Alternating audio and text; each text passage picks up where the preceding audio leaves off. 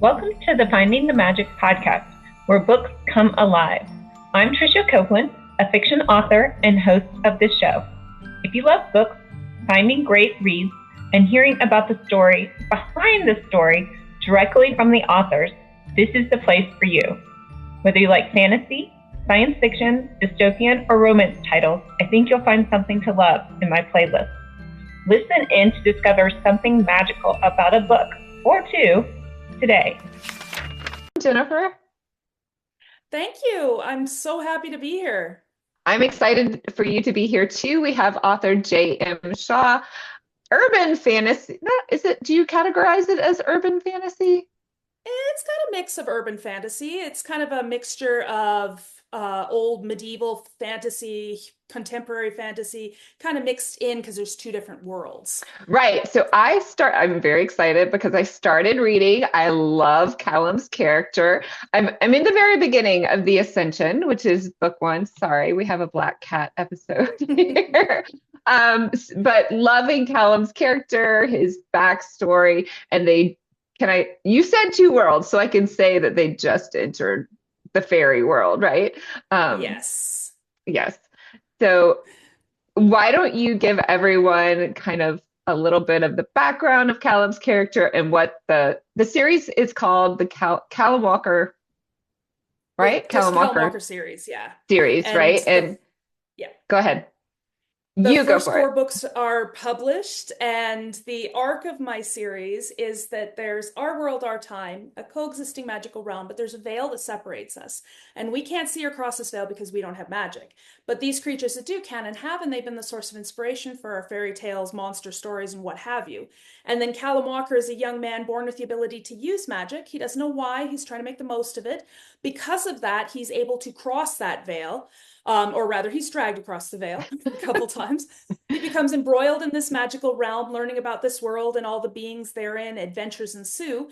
And we follow him through the series as he's trying to figure out who he is, where he belongs, because he's too magic for here, but too human for there, and master these abilities to survive.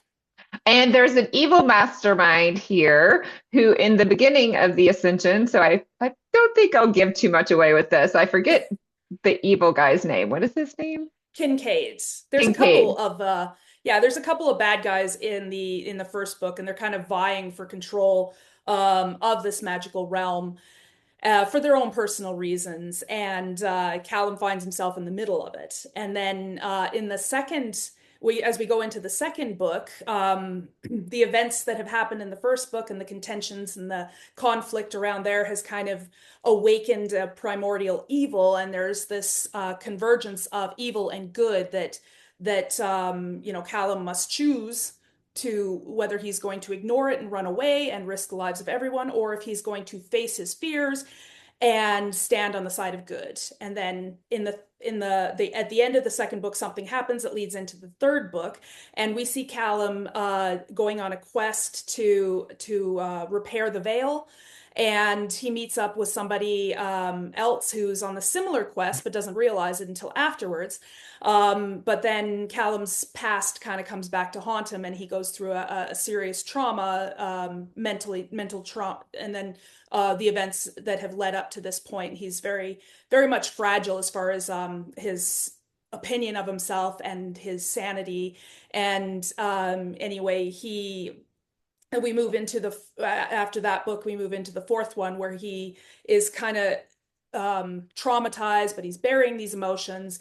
Him and Jax is the character that he meets in the third book, are still on this quest to fix the veil, but they're now together on it, and they're not realizing they're walking into enemy territory.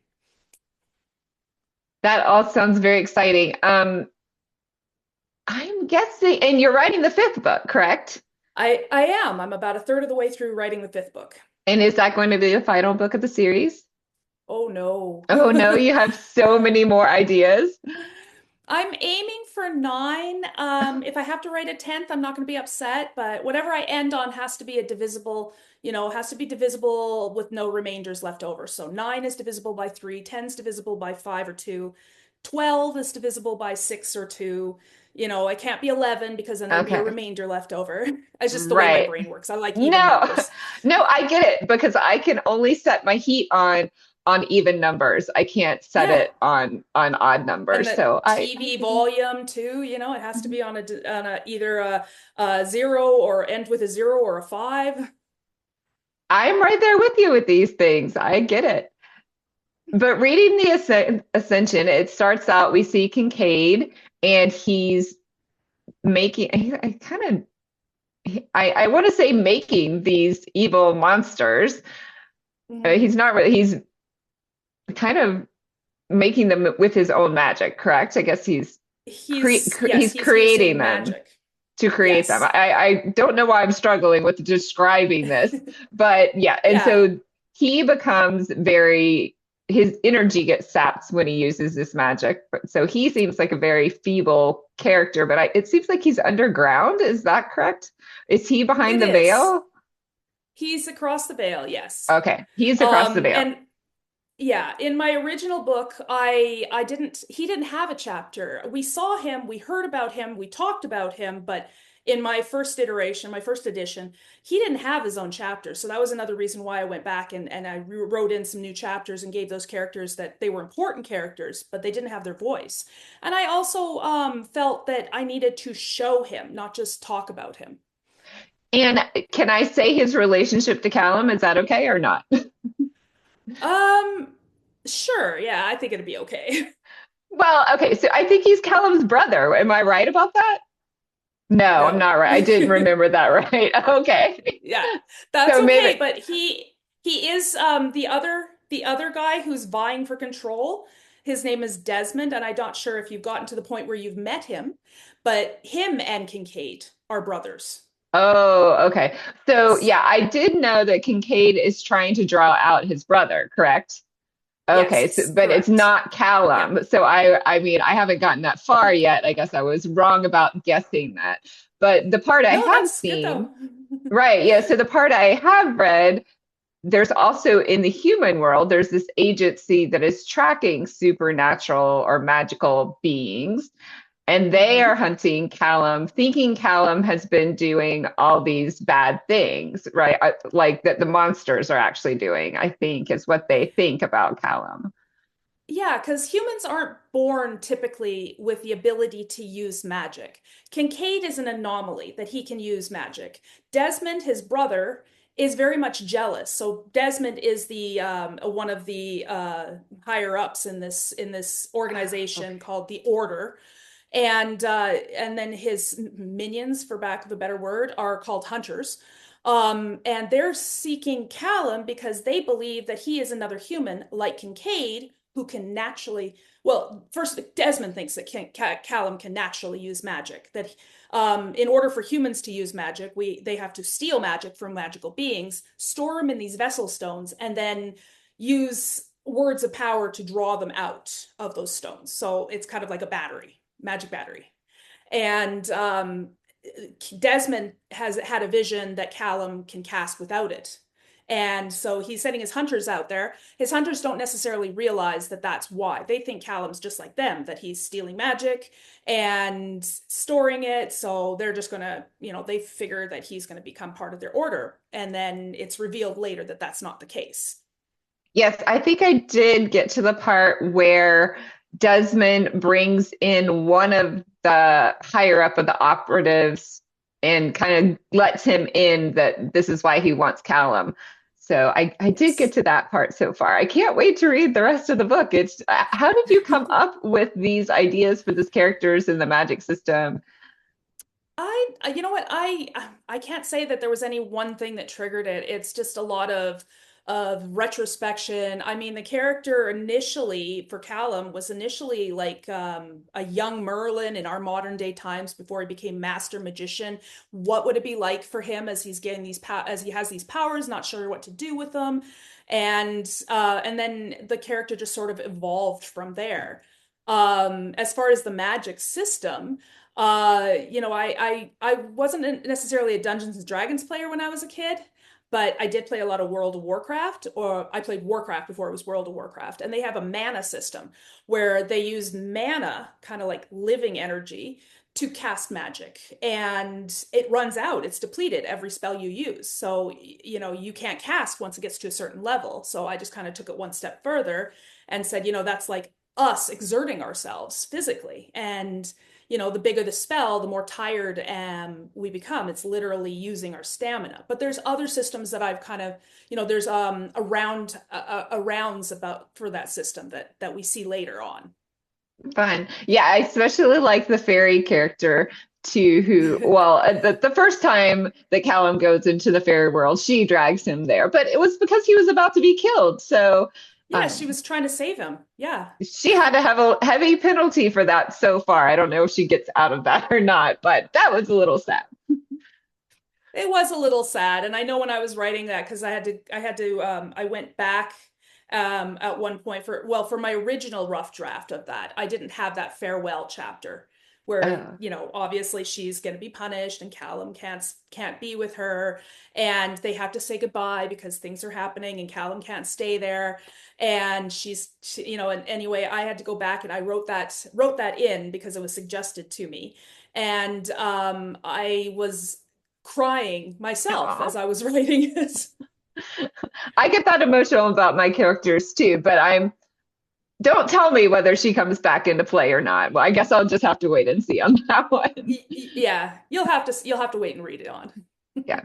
Well, I think you've done a great job of setting these characters up so far, and I'm super excited to read the rest. You said you have a plan for 9 books. Do you already have like ideas for what's going to happen in each of those Yeah. books? Wow. I know the main idea that each is going to cover. I know how the series is going to end. As I'm writing my 5th book, I've already plotted for my 6th, and it's just a matter. And I know I'm on my way down towards the end of the series, just because I've reached a point where I feel this is the halfway mark, somewhere between the 4th and the 5th book. So I am on my way towards the end. So I know it's not going to go on forever. Um, when I write a story, I always kind of compile like where to start, where to end, somewhere in the middle. And so that's what I did. I started it.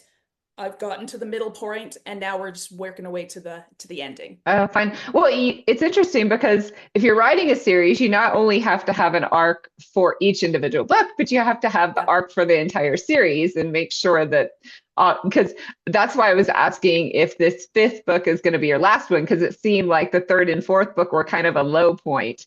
But I guess you're going to have maybe another low. I don't know.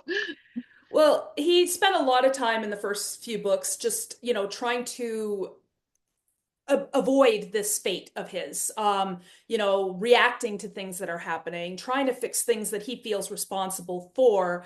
But we see a shift in the 4th book and into the 5th book where he's being less reactive and more proactive. So it still gets darker and stuff, but he's doing a less avoiding of things and more, let's just do it and get it done.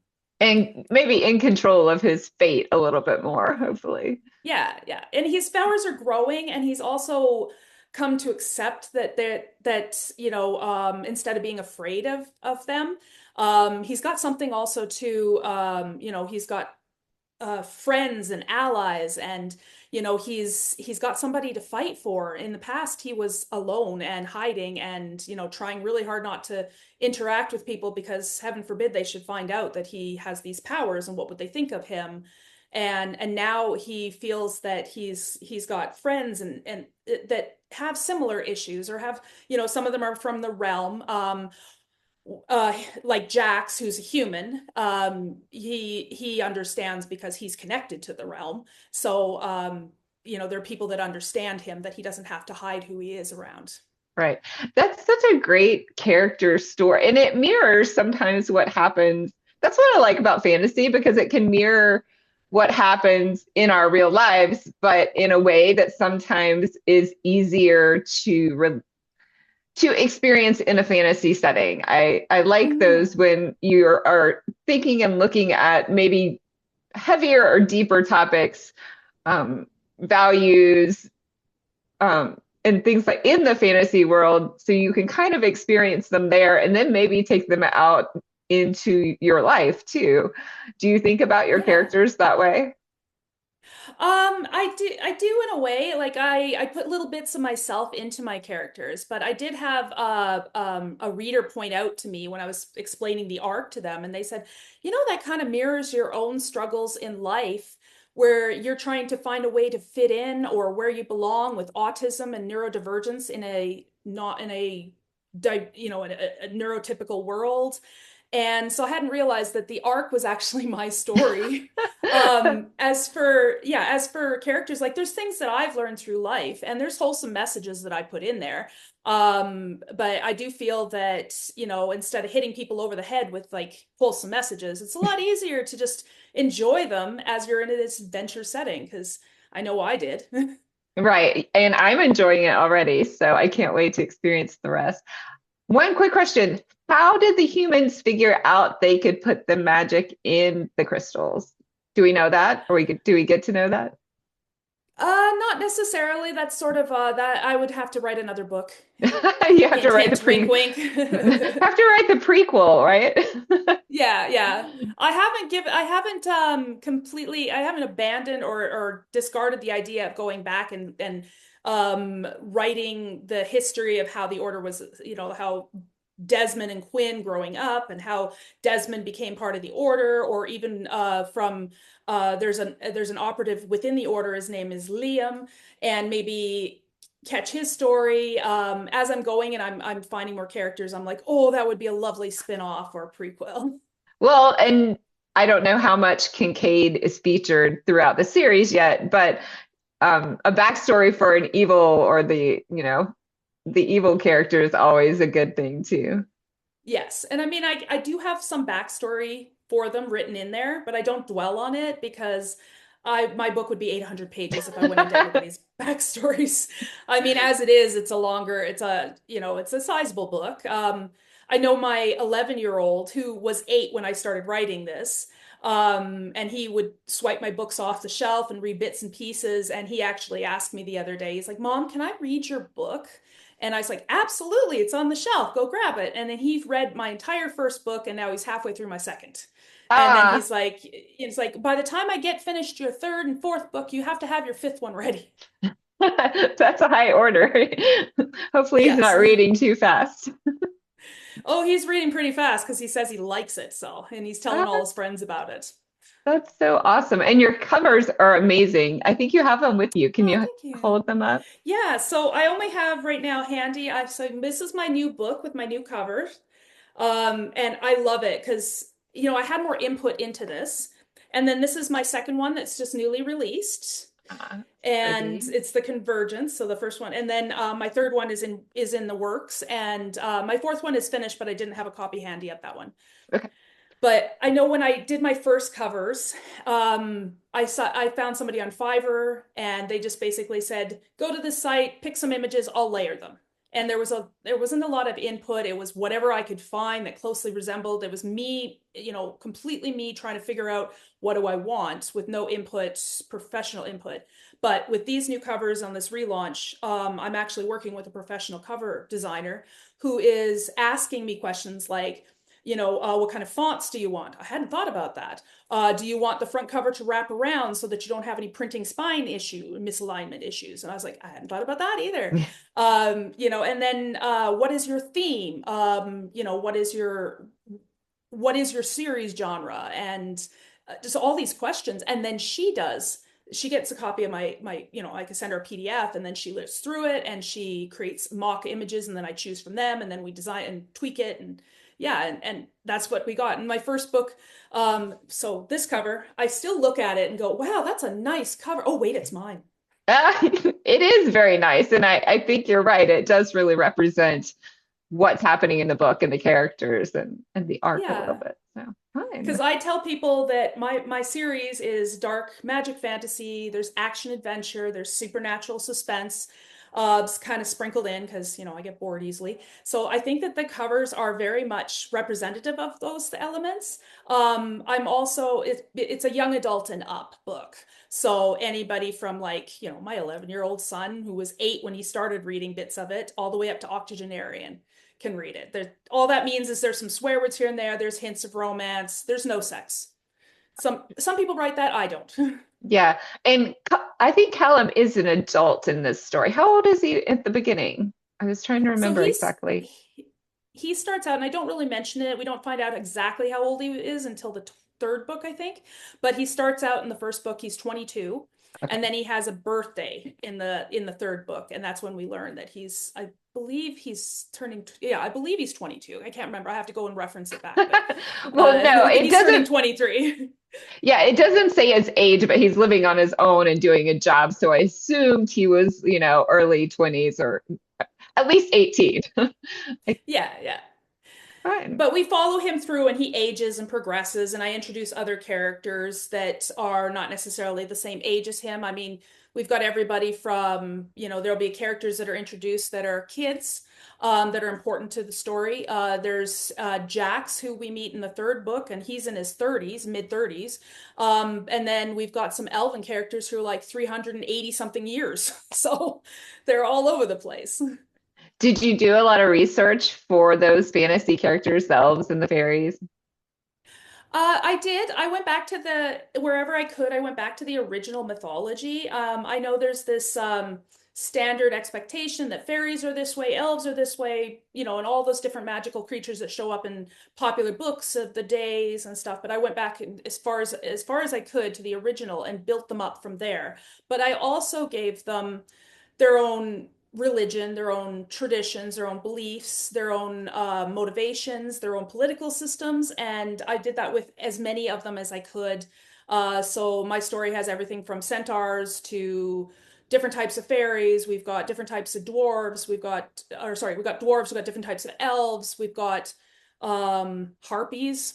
We see some deities that are kind of brought in. And I didn't stick with specifically one historical, like there's some that are Greek, there's some that are Celtic, there's some that are, a First Nation, so it's if there's a connection there, and then the odd one I had to invent. So that's always so fun. I love that. Yeah, that was fun. Well, JM or Jennifer, tell everyone where we can find you and your books. So the best place to start is my website at jmshawauthor.com. You can see my books, you can read about them, you can find the links to them online if you can't find them in stores because they're not in every store. There's also on the bottom, there's links to my Facebook, my Instagram, so you can follow me and see where I am, what I'm doing. I have an events page at the top as well that'll tell you where I'm going to be for book signings. And then I have on the bottom of my website a Goodreads link, so you can find out what other people are saying about my books. Great. Well, thank you so much. Thank you for being here and talking about your book. And I hope you'll come back when you release your new book. Oh, absolutely. Thank you for having me. Of course. I hope you enjoyed this episode of the Finding the Magic podcast. I'm your host, author and podcaster Tricia Copeland, and I love getting behind the scenes. If you like the podcast, make sure to subscribe and stop in each week to discover new authors and books. Thanks for listening, and until next time, keep finding the magic.